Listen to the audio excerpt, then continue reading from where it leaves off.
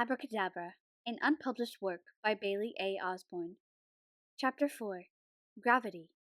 Gravity is a fundamental interaction primarily observed as mutual attraction between all things that have mass. Abra woke up feeling light and happy. Her eyes blinked open, and she smiled. For a while she lay in her bed, piecing together memories of the day before and enjoying the warmth of her covers. But then she smelled Stella making pancakes and knew she had to start her day. Sitting up, she looked to her right and saw her desk littered with books and papers. What was I studying last night? Abra stretched her arms over her head and slipped from under the covers. Was I memorizing mountains and rivers in North America again? Looking down at the open pages, however, Abra saw something she had never imagined before. Her eyes went quickly over the titles of books and the painting on the wall. Constellations, planets, black holes, galaxies. Her memory had failed her. Once again, she had failed to hold on to the things she felt most desperate to keep. From the look of her notebooks and the dates scribbled on the top, she had been trying for a long time. Guess that's why I was outside in the field last night, she thought, then left her desk to get ready for the day. Stellan told Abra to eat quickly so they could meet Sergeant Lee at the shop. Abra did as he said and tried to keep a smile on her face, despite the nervousness in her stomach. Even though she knew she could trust Shepard's brother to take care of her sickness, Abra always feared there would come a day when he looked at her and said she was too far gone and he could no longer help her. Would that day come sooner than later? Was that what having a dream again meant? How are you feeling today? Stellan asked, sitting across from her at the table. Fine. Abra gave him a smile. A little nervous, but I don't feel sick. Good. Stellan's eyes held his worry as he hurried her through her meal and out the door. While Abra waited for Stellan to unlock the shop, she looked at the house across the street and saw Harmony watching them through the window. Abra waved and smiled, and the woman waved back, something sad in her expression. Out of all the women in the village, Harmony had been the one to teach Abra the most, and Abra felt grateful to her. You coming? Stellan asked, pulling her attention away from the woman across the street. Let's go inside where it's warm. Abra followed him inside. The siblings turned up the heat and flipped on the lights, but kept the closed sign on the door. 5 minutes after the Huang siblings arrived, Abra spotted Sergeant Lee and Shepard walking quickly down the sidewalk towards the shop. Taking a deep breath and smoothing her clothes, Abra did her best to appear calm.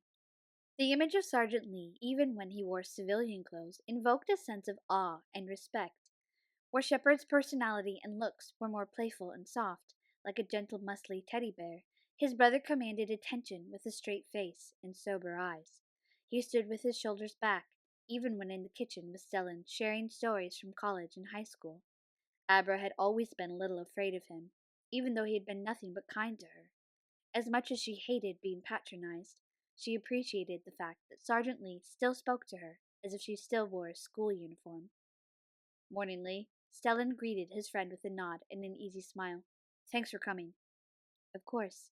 I'm on my way to Solu anyways, so it wasn't too much out of my way to stop by. Sergeant Lee gave Stellan a sincere handshake before turning his attention to Abra. Your brother tells me you had a dream not too long ago. It was a dream about Solu, said Shepard quickly, startling the older brothers. Her dream was about visiting Solu.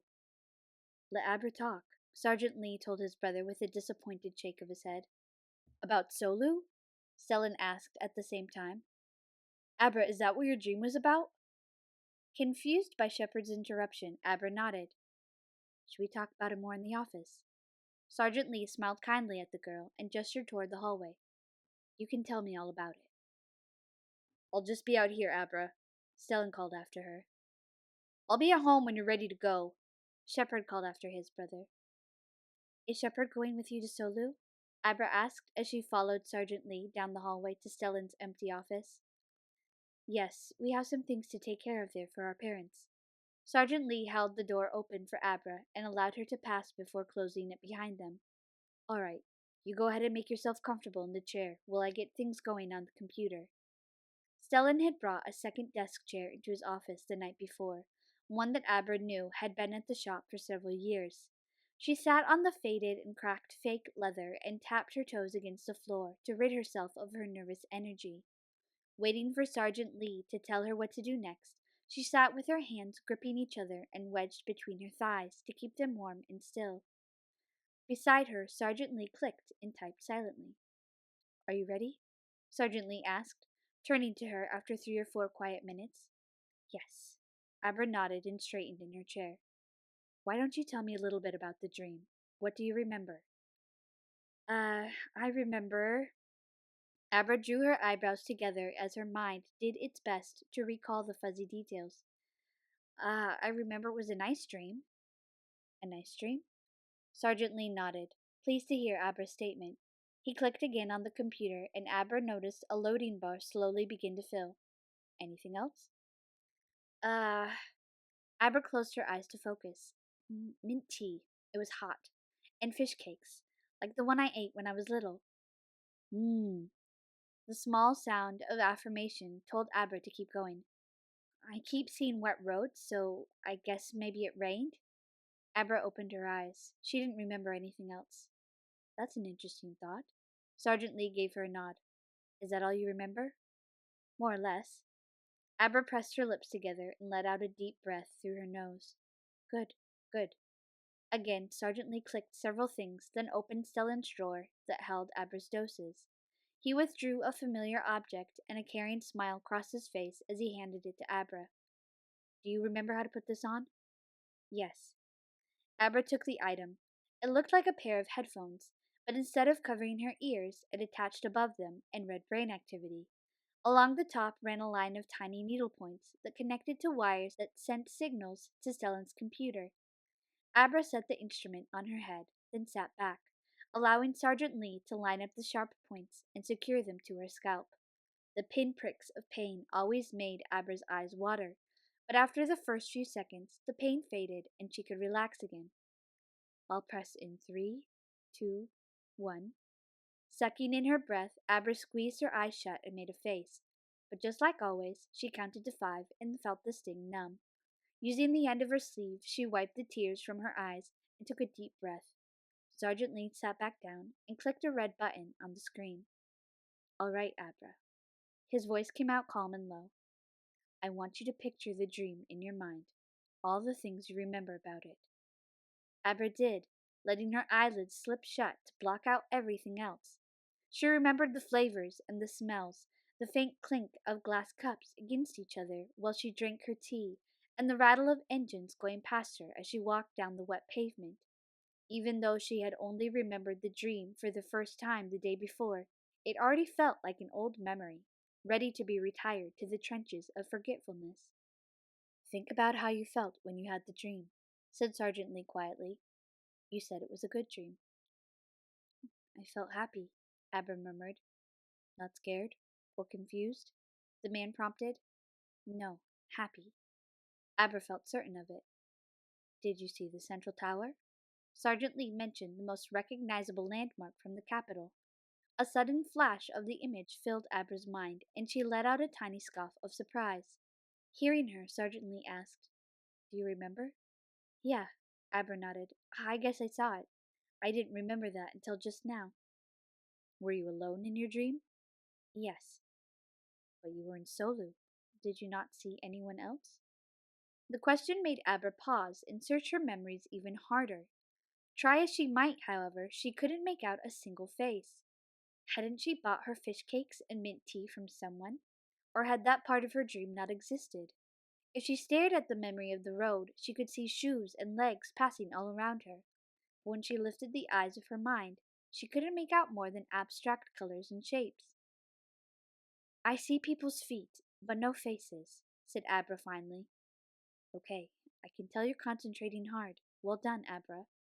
Saying thank you to a compliment from Sergeant Lee always sounded childish and lame, so Abra said nothing, just opened her eyes and waited for the next command. Do you remember when the last time you had a dream was? Sergeant Lee swiveled in Stellan's chair to see her in front of him. Not really. Abra gripped her hands tightly and pressed them against her lap. I guess 6 years ago? Do you remember what the dream was? Abra shook her head no. Try to remember. Don't just say you don't.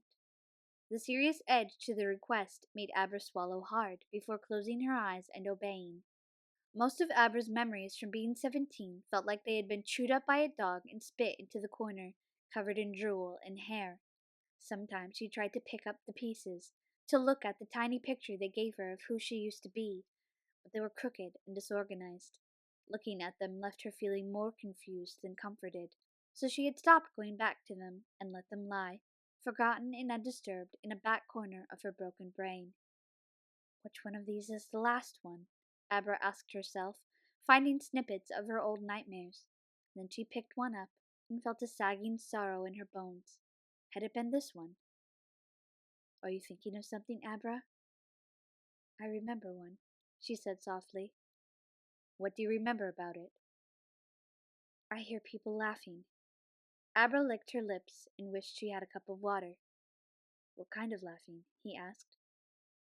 The happiest kind of laughing, Abra whispered. Loud and happy laughing. How does it make you feel to hear the laughter?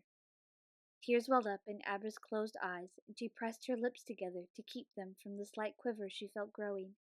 After taking 2 deep breaths, the emotions passed, and Abra cleared her throat.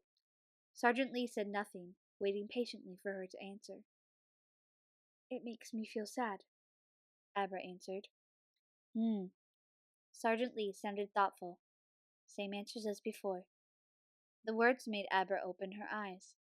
Do you remember any of your other nightmares? Sergeant Lee pulled his gaze away from the screen where he had been monitoring Abra's brain activity. You had 2 or 3 that you had often. I had the one about being chased, the one where I was afraid someone was after me.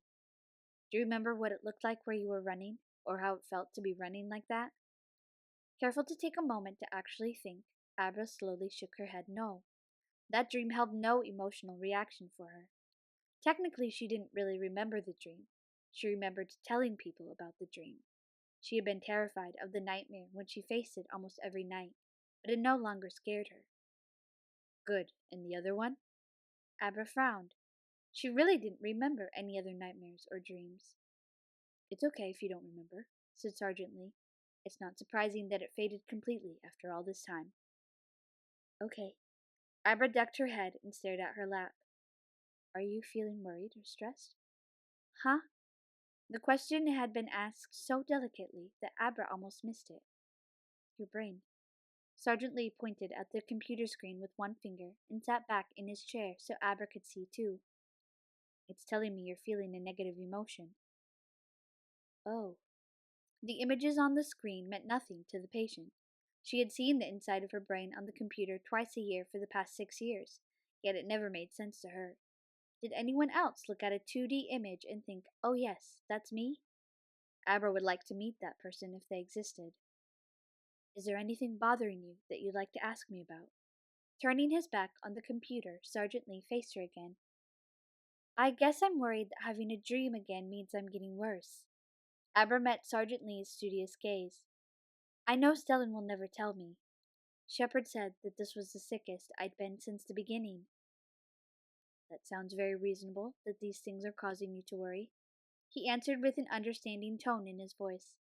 I'm sure it is quite scary to think about the possibility of what your sickness might look like one day. It's scary to think that I might not remember, and know that no one will tell me, said Abra, looking away. It makes me feel out of control. Sergeant Lee nodded. I really wouldn't have known I was even sick last week except my arm was bruised. Her hand went to the inside of her elbow, and she touched it gently. I don't want to be the last to know about my body. Of course. Even though Sergeant Lee sounded empathetic, his expression remained stoic. Would you like to ask me any questions right now? Am I getting worse? Lifting her head, she stared at the man in front of her. Has something shifted, and I'm going to start losing more memories? When it comes to the human brain and the specific illness that you have, there are many things we simply cannot know. Sergeant Lee started. However, when I look at your results today, after working with you for the past 6 years, I don't see anything that looks abnormal or worrisome. Then why did I dream? Abra asked. And why a dream and not a nightmare? Your mind doesn't remember the nightmares. I remember the laughing one, she insisted. If we look at the definition of nightmare, we can say that the dream about the laughter is unpleasant and invokes a strong emotional response, but is not frightening. I don't believe that dream is truly a nightmare, he countered. I never understood it. Shaking her head, Abra ignored the lump in her throat that formed as the sound of the laughter whispered in her mind again. Where did it come from? Perhaps it's an auditory memory, suggested the man, his eyes searching Abra's face. A memory? Abra's brow wrinkled as she mulled over the possibility. I don't think so. I don't know anyone with those laughs. Hmm. Sergeant Lee stopped looking at Abra's face and turned back to the computer. He clicked twice, then typed for several seconds. When he turned around, his thoughtful attitude had lessened. Are you feeling better about things now? So you think the dream about visiting Solu was just a random occurrence? Abra couldn't tell if Sergeant Lee had actually answered her questions or not. When you were sick, your brain had a lot to fight against, and I was told your birthday wish was to go to Solu. Sergeant Lee's smile came across as patronizing, and this time Abra felt a little off-put by it. I think it makes sense you had a dream about something you want to do so much. Saying nothing, Abra nodded and held her breath for Sergeant Lee to remove the brain reader from her head. The removal stung less, but made Abra's eyes water again. As she dabbed her tears, Sergeant Lee carefully cleaned the equipment and replaced it in the drawer. Then he clicked and typed some more, and Abra watched him. Would you even tell me if I was getting worse? She heard herself ask suddenly. The man didn't answer her as he stopped typing and looked over his shoulder at her. Sorry. She bowed her head and bit the insides of her cheeks as she stared at her hands. I have a duty as your medical caregiver to be honest with you. His answer surprised her. When she didn't answer, he pressed her. Are you asking because I am your brother's friend? Maybe, said Abra, even though she meant yes. I know he doesn't want me to know everything because he wants me to be happy. Sometimes he makes Shepard promise not to tell me things. He's just trying to care for you. I know. Abra nodded and tried not to sigh in disappointment. The only promise I keep when it's you and me in this room is that I will do everything and anything I can to make sure you are healthy and safe. Doesn't matter what Stellan thinks or believes. Sergeant Lee lightly rested his hand on Abra's shoulder so she would look at him. I wouldn't have agreed to be a medical caregiver if I couldn't uphold that value. Abra felt a little breathless at the intensity with which Sergeant Lee stared into her eyes. I don't keep Stellan out of the room to lie to you, he added. When I'm here to check on you, you can tell and ask me anything. Okay. Abra felt Sergeant Lee take back his hand, and she let out a shaky breath. Are you ready for the relaxing part? Sergeant Lee asked with a small smile. Leaning back in her chair, Abra did her best to unclench her hands and jaw. She watched Sergeant Lee pull a small mask from the drawer and a small glass jar from his jacket pocket. Carefully, he dropped 3 drops of liquid on the mask. Abra caught the familiar scent as he closed up the bottle, and she felt her shoulders release their tension and her fingers uncurl. Here you go, he said as he handed her the mask to put over her nose and mouth. 10 deep breaths, and tell me what you feel. This was how they always ended. How it started, Abra didn't remember, but back in the beginning, smelling the scent of cedar and bergamot had been the only thing that calmed her down when she became too worked up. After having her brain activity read, Abra often felt unsettled, and Sergeant Lee had suggested they use the mask and the smells to end their appointments to make sure that she didn't have lingering negative emotions. Looping the mask over her ears, Abra took a deep breath and felt her mouth start to smile without even thinking about it. While she breathed, Sergeant Lee kept count in his head, watching the way her expression and movements went from tense to placid. How do you feel? He asked in a low voice, doing his best not to disturb her process. Calm, she murmured softly. Sleepy. Okay, 7 more deep breaths. If Abra made it to 7, she didn't remember. Next thing she knew, she found herself opening her eyes and lying on Stellan's couch with a blanket over her. Her muscles begged at her to stretch, as if they hadn't moved in too long. Abra yawned. She lay still for a moment longer, then craned her neck to see her brother's desk, and saw him sitting hunched over his keyboard, a frown on his face. Sitting up, she pushed the blanket onto the floor and ran her fingers through her hair. "You're awake." Stellan's face pulled back from his screen, and he looked fondly over at his sister. "How are you feeling?" "Good." Abra stretched her arms above her head and pointed her toes. "Good." Stellan smiled at her. "Lee said you had a good checkup. Everything looks fine." "Yeah." Abra nodded. She remembered. She let out a tiny sigh of relief. She remembered. "Are you hungry?" Stellan stood up. "Harmony brought us some dinner for you to eat when you woke up." "Dinner?" Abra glanced at the clock. "I slept that long?"